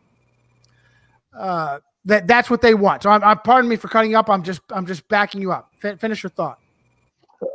Okay, so regarding the Catholic prelacy, so in order to become a bishop or something like that, you basically have had to commit treason, such as cover up rape, boy raping, whatever it is, or encourage some sort of money laundering or something. So you're talking. I haven't looked into Dolan's background, but I know, for example, he was born in St. Louis, and he was actually became a priest in Wisconsin. So I need to look at what he did there. But just to give you another semi-local example, the current bishop of Sacramento, California, Catholic bishop, is Jaime Soto.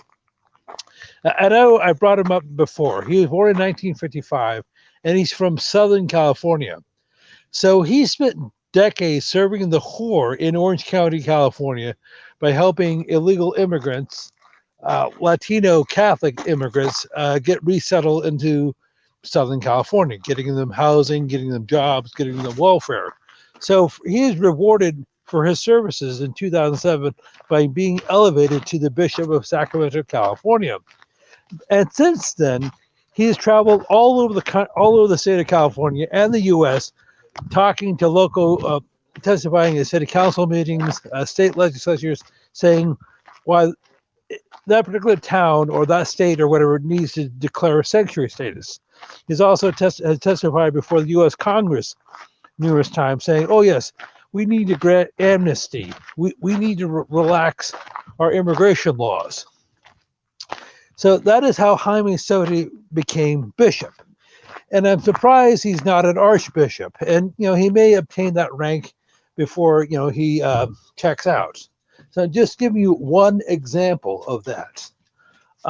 So, of course, in order to be elevated to become a cardinal or archbishop, you had to commit even more treason, commit even more crimes. As I said at the beginning of the show, as a Catholic prelate, you have absolutely no loyalty whatsoever to non-Catholics.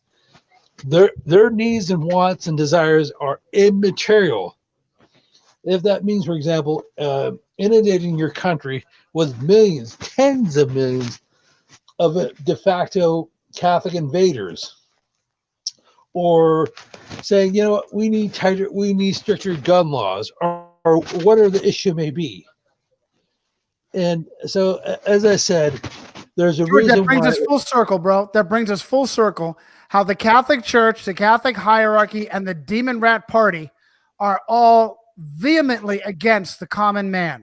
Vehemently against the common man. The common working man. Vehemently against the common, where they are your enemy. Wake up. And don't put your trust or faith in the reptilicans, because they say they're for you and then they stab you in the back anyway. Now, real quick, I'm gonna close out with one more thing on Michael Voris. I'll bet you they allowed him to become as powerful as he is because they were thinking along the same lines that Eric has already told us about, and you, George, just backed up. The only way you get ahead is if you're overtly evil, which is very rare, or you're compromised, or you're blackmailed, or you're beholden to them. And well, think of this Mark Detroit guy, Johnny, was a nobody. This guy was like a homeless guy who had 5 houses. Are you kidding me? Like, this guy was literally a nobody. And he would move the kids from house to house. And they didn't find any of them. The cops visited one of those homes. There were little girls banging on the walls, and the cops left. Scum that they are. Corrupt scum that they are. So they almost certainly, Michael, I'd love for you Latin Mass Catholics to be watching. I'm sure some of you are. You need to wake up, and this is why I have hope. I don't know why I'm connecting with this nut job who hates us so much, as good Protestants that we are, schismatics, heretic schismatics that we are. I got nothing but love and admiration for you, Michael. I just want you to take your honesty to the next level. I guarantee you, they thought you would be safe because of your background. They thought you would be compromised because of your background. You probably one-up them by talking about your background yourself. Rather than buckle under, that's why they allowed you to get to where you are. But the problem is, brother, is you're grabbing onto your religion as your safety net. As our other dear brother, Walter Veit, does the same thing. Has a death grip on his religion. Although, unfortunately, Walter Veit has infinitely more, a better handle on the truth than Michael Voris. I actually had to go backwards the other day, and I had to put some Walter Veit on in the background, even though his silliness about, this insanity of constantly the Sabbath. He's just got a great handle on the truth versus Michael Voris. He's just really a lot of times. But I'm telling you, there's something there. The Latin Mass Catholics, if we can wake up the Latin Mass Vatican II anti-Pope Catholics to just how betrayed they are from start to finish. You have nothing in your church. Zero. They could, listen to me, we could burn your church to the ground and you can start over and you'd have more representation. That's what we're trying to do, by the way. Okay, can I just mention one thing in conclusion? I know we're just about over. No, wait. You guys keep going. I got stuff I got to do. I got to get back to this book. I got chores I got to do. So you guys keep going, George. Okay, we'll do. Okay, so Eric, if I could just mention something, I had to be going as well. If I could just, Eric, are you still there? Oh yeah, I'm here. Okay. I mentioned I attended this church in Sacramento, California back in the 90s for 3-4 years. And I thought it was a Protestant congregation.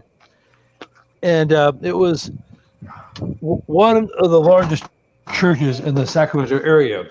And I noticed some things, and they call themselves Protestants, but I noticed a number of odd things about this congregation. And I think I've mentioned this to you before in a private conversation. The senior pastor there. Okay, bye-bye. Go to shit. Okay. I had to be going in just a moment, but I was attending this supposedly Protestant congregation in Sacramento back in the 90s, and I remember that the senior pastor would tell these amusing anecdotes about his grandchildren and things like that in his golfing adventures. I guess he's an avid golfer. He'd do that something like at least once a week, and he'd rub elbows with the prominent figures of the community, businessmen, politicians, things like that. And a couple of his regular golfing partners were a couple of Irish Catholic priests. And he talked, it was completely off topic, and he talked about the colorful language that these priests would have. And they weren't drinking at the time. So I just wondering, if you're a Protestant minister, I know, or if you're a supposedly Protestant minister, why would you be golfing with these Catholic priests on a regular basis? Yeah, it's a good question. It shows that you're, as a Protestant minister, it shows you're very ignorant of the history of Protestantism. Or you could be an infiltrator. Well, I think overall in the Protestant churches it's a bit of both. Like it's as the Vatican is taking control of education, and as they've infiltrated the various churches, the Episcopal, the Baptist, Anglican. Like there's an Anglican church here in St. Catharines that has the Jesuit IHS like right on the logo of the church. Like it's so in the open, but over time, it's possible that the people who are going through the Protestant, like the theology being taught at the Protestant seminaries is being very watered down. And it's possible that people are just disconnected from what the true history of the Reformation is. That's part of it, but I think part of it also is infiltrators. Like Billy Graham is a clear example of a Jesuit infiltrator into Protestantism. Well, Billy Graham, like he accepted the honorary degree from Catholic Belmont College. He was always hanging out, with the Catholics, telling his Protestants, the Catholics are our brothers and sisters too. Like, we all need to come together. Stuff like that. Where that's Jesuitism. oh, okay. So, and of course, this pastor that I was ignorant at the time, and even when he made that comment, I said, that struck me as odd. But I can always, But then I think I've shared this story with you before. Well, the senior pastor, would take his summer holiday. He'd be gone for a couple of weeks. So then one of the assistant pastors would fill in for him. And one of his assistants, Pastor Ernie, as he was known, said, "You know what? I grew up back in Detroit, Royal Oaks, and I preferred hanging out with Catholics rather than with Protestant ministers. As a matter of fact, it was the Catholics who taught me how to pray." And as I said, this was a putatively Protestant minister who was at this Protestant church. So you had the senior pastor who liked golfing with Catholics. You had this assistant pastor who said he preferred the fellowship with Catholic clerics than Protestant clerics, and the Catholics are the ones who taught him how to pray. Is there something going on here that I didn't catch? And that sounds like what's going on. Okay, could it be said where you are? Just I assume this was around Sonoma County. If that's a very Catholic, area. Well, yes, it is. Well, I was living in Sacramento, which is about an hour and a half to the west or to the east of here, rather, and so maybe these pastors were saying, you know what, we'll just pretend to be Protestants, and we, for the or for the Catholics who are here or ex-Catholics, what we're saying to them is, you know what, the Catholic Church isn't that bad. If you grew up Catholic, it's okay if you go back. Maybe that could have been the whole point. Well, it makes me think of in the documentary, The Jesuits Behind the Door in 1983. That Alberto Rivera was in that documentary. They interviewed this ex-Adventist pastor. I think his name's Hiram Dukes. Mm-hmm. We talked about this one time how we met with these students from Georgetown, Jesuit Georgetown, and they were telling them how they had these courses set up where they would, graduate like 500 to 900 graduates a year from the Jesuit Catholic Seminary, and then out as agents into the Protestant world. They would change their names. That's what Hiram Dukes mentioned. So like the Catholics would graduate from their Catholic seminary, they would change their names, and then they would become Protestant ministers. A lot of them, you get a new wife also. Like you completely go get fully invested into like the agent role. But there's interesting information, and that whole, people haven't seen that whole documentary. It's on my channel, Jesuits Behind the Door. I recommend they watch it. Something like that could be going on. Peter Doiswick, a Protestant author, also made the claim in the 60s that there are many Jesuits posing as Protestants right now in the United States, seeking to subvert the Protestant opposition to the papacy and merge many of the Protestant organizations into bigger denominations, so it's easier to control. That's what Doiswick mentioned that, for instance. Doiswick was first, like he at the Protestant seminaries, like he's an example of like they're not going to be showing the Protestant students, works of Protestant scholars who have exposed like the Vatican even in like the 20th century. I doubt like Leo H. Lehman was a converted Catholic priest who wrote tons of articles and a few books. exposing the papacy.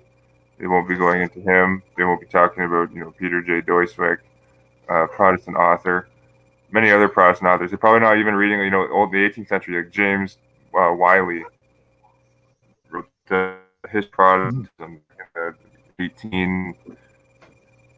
1883.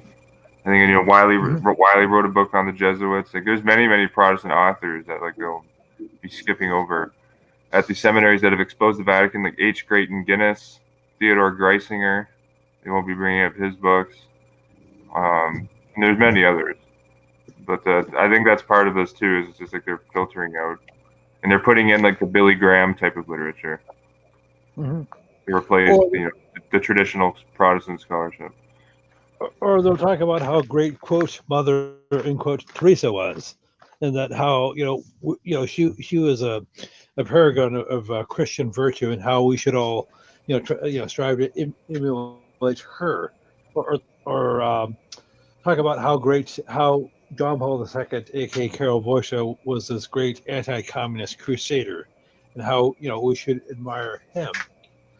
And these are things I've actually seen in so-called Protestant churches, so-called Protestant bookshops. And I've actually heard this on so-called Protestant radio. Well, I had to be going. So I guess we'll probably do this within the next week or so, and I'll keep in touch. Oh yeah, definitely. I'm pretty flexible this week with my schedule, so yeah, definitely we'll keep in touch.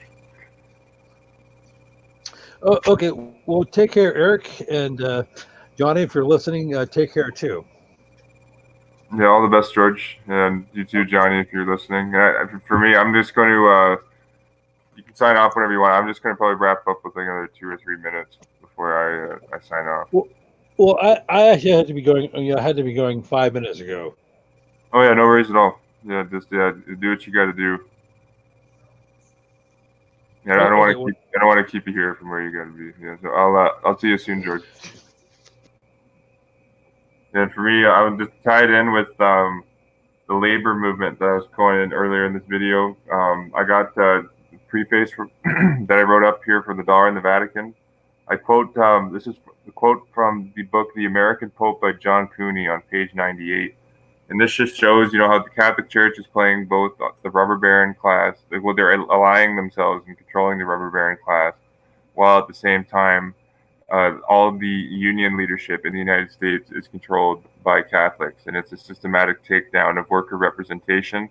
And that's why we're seeing now the Georgetown University study that showed how the AFL-CIO and the Catholic Church are basically identical in their doctrine. But the AFL-CIO, 62% of the leadership want more rights for illegal immigrants to come into the United States, which will take jobs from Americans and lower wages in the United States, as greedy capitalists are now able to exploit a cheaper workforce now that there's millions of illegal Catholic immigrants flooded into the United States. But you see how this quote just shows how they're playing, the rubber baron class also. And again, this is from page 98 of The American Pope by John Cooney, book on Cardinal Spellman. The quote is, this is a quote from Jonah J. Goldstein, a Republican politician in New York, but he said, "The Catholic Church has never had a greater executive than Cardinal Spellman. If there was a merger of AT&T, U.S. Steel, Westinghouse, General Electric, and General Motors, and if you were asked to pick a president of that merged corporation and he was not a priest, I'd suggest Francis Spellman," end quote. So you can see right there, if Jonah Goldstein was to pick, if he was going to do a merger of AT&T, U.S. Steel, Westinghouse, General Electric, and General Motors, and he picked anyone to be the president, and he wasn't a priest, he'd still pick Cardinal Francis Spellman. That's just that tells you a lot. And there's an article I linked in the chat above called "The Catholic Church in Economics" in the Converted Catholic magazine, the March 1946 issue, that you should read.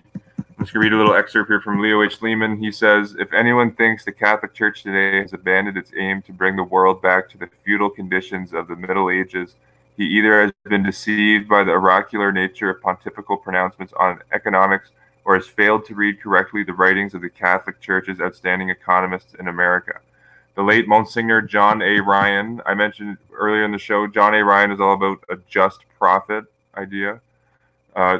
the late Monsignor John A. Ryan, for instance, whom some of the severest critics of the Catholic Church regard as one of the greatest champions of Catholic liberalism, has the following to say in his official textbook, Catholic Principles of Politics, on page 167. This is from Monsignor John A. Ryan. Quote, after all the liberal economic views of Pope Leo's encyclical on labor, the bishop's program of social reconstruction, and the statement of the archbishops and bishops of the administrative board of the National Catholic Welfare Conference are more conservative than the views and politics to which they are opposed, for they go back in spirit and essence to the Middle Ages, end quote. That's from Monsignor John A. Ryan. So he's saying that the Pope's encyclical program dates back to the Middle Ages. There's a quote here from Abermanhattan. I linked this in the chat above earlier on in the stream, but he wrote a chapter in his book, The Dollar in the Vatican, on the Catholic control of labor in the United States. The chapter is titled Catholic Penetration of American Labor. And I recommend you guys read this chapter. I linked it onto the PDF version of this book in the live chat. And so another organization you got to look up is the abbreviated the ACTU, which is the Association of Catholic Trade Unions. And they ran the papers such as the Catholic Worker and the Labor Leader. The Catholic Worker was ran by the devout Catholic Dorothy Day. Let me see here. Abermanhattan has a quote. Okay, so Avro quotes the American Secretary of Labor, Maurice Tobin, who was a devout Catholic, in 1950, and this is what the U.S. Secretary of Labor said in 1950, quote, and this is from Maurice Tobin. This is from Abermanhattan, The Dollar in the Vatican, page 317. Practically every social and economic reform enacted in the United States was proposed in the Bishop's Program of Social Reconstruction, issued in 1919, who applied the philosophy set forth by Pope Leo XIII. And Abermanhattan continues, Maurice Tobin was a devout Catholic. He was a devout Catholic not only as a private individual, but as the Secretary of Labor for the whole of the USA. That meant he was simultaneously also a most powerful instrument of Catholic penetration directed at the capture of American trade unionism. Mr. Maurice Tobin, for instance, besides telling Americans that they owed their gains to the Catholic Church, shortly after his declaration was received in private audience by the Pope, and Avro says that happened on June 26, 1950, for instance. So there's very good information in this article. Abermanhattan says here, in the USA, the Catholic Church's potential success is not as fantastic as it might seem. It should never be forgotten that Catholic strategy of penetration is based not upon numbers, but upon quality. It is not how many thousands or millions of Catholic trade unionists which Catholic strategists ask. It is from which key positions they are operating. The current head of the AFL-CIO, Richard Trumka, is a devout Catholic. But continuing from Abermanhattan, although the 60 million American workers are mostly Protestants, yet almost 1/3 of all American labor leaders are Catholics, most of them practicing ones. More ominous still, they occupy the top positions. The most powerful trade union unit, the Congress of Industrial Organizations, was, as we have already seen, dominated by Philip Murray, a Catholic who kept the Pope, and that's Philip Murray, a Catholic who kept the Pope's social encyclicals permanently on his desk for reference. In December 1950, Philip Murray was elected president of the CIO for the 11th time and re-elected in 1951. The annual convention which re-elected him opened with the prayers by Cardinal Sturch. Second to Murray in the CIO was another Catholic, James B. Carey, who was secretary-treasurer. So I recommend you read the whole Abermanhattan chapter on labor in the United States.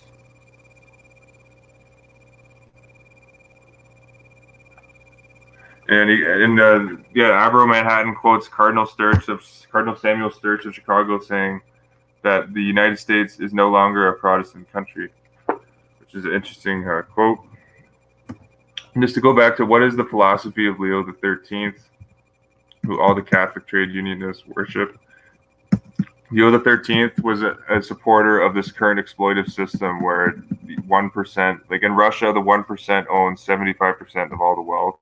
In the United States, like the 1% owns like 45% of one of the wealth. And yeah, I recommend you read the article by Art Prize, Priest Bohr from Within. I linked this above in the chat. This is a great article that exposed the Jesuits and Catholics controlling the labor movement.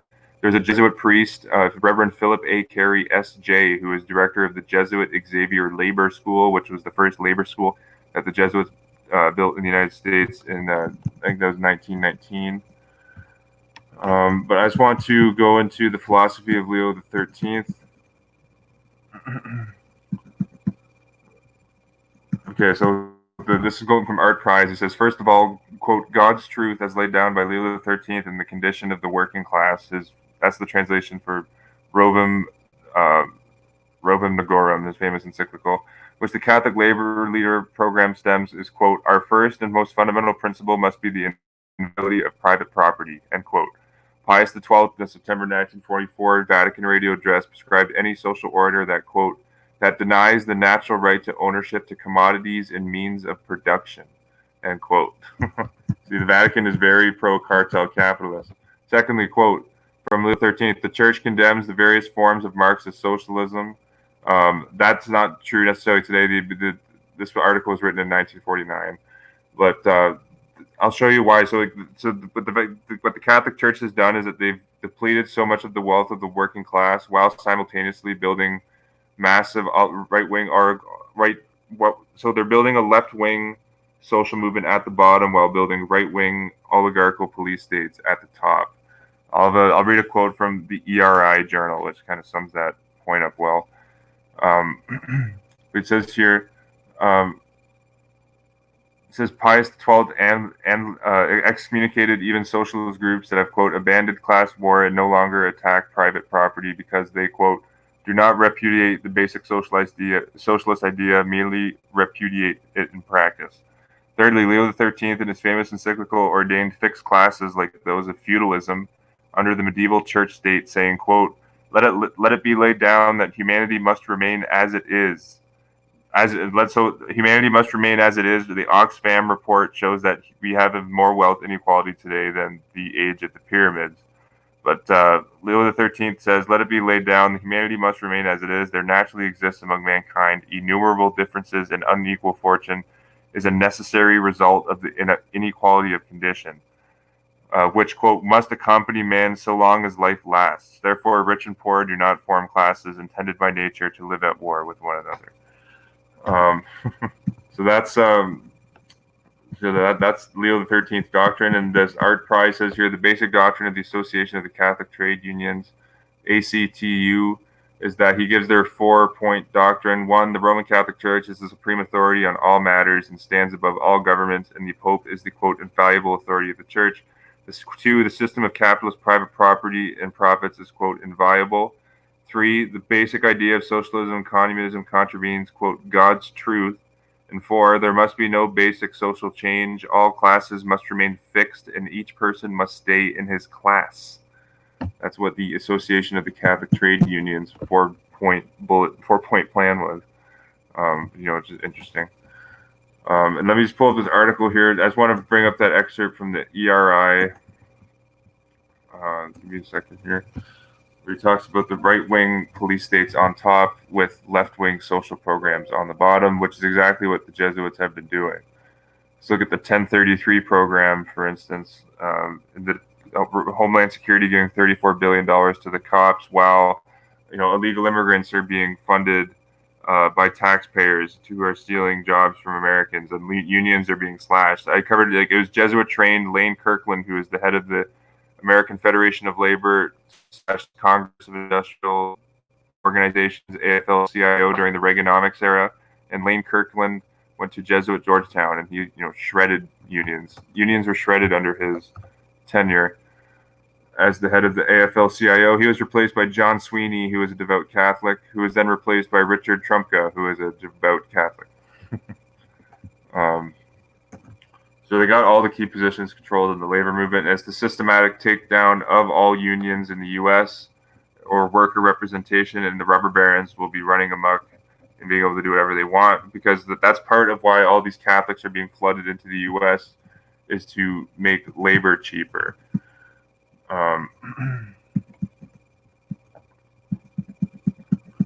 Okay, so this author, this is from an agent from the ERI called Societas Jesu, 40,000 agents. But he says Jesuit organizing of Jacobin mobs at the base is always coupled with controls at the top of the local social pyramids, affording the top executives of the Jesuit order a virtually unparalleled capability for large-scale social manipulations. It is this character of the Jesuit deployment which creates the outsider the optical illusion that the Societas Jesu or the Jesuits is split into, quote, left and, quote, right tendencies. But individual Jesuit operatives, including those who publicly, quote, switch from left to quote, right, and vice versa, are able to maintain their self-consistency and their effectiveness because to them, their principal strategic perspective for which they undergo lifelong training is the destruction of technology-oriented industrial capitalist formations throughout the world. This article goes into the Omega point with Father Pierre Thiel de Chardin, S.J., and how his Omega point was about an economic world order. Let me just see here.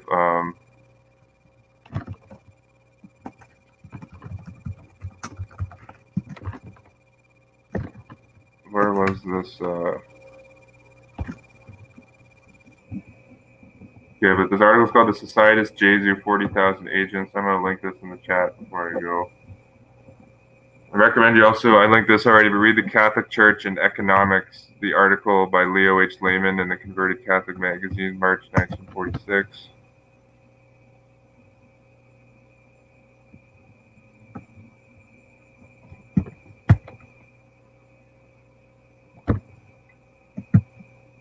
Where was this? Give me a second.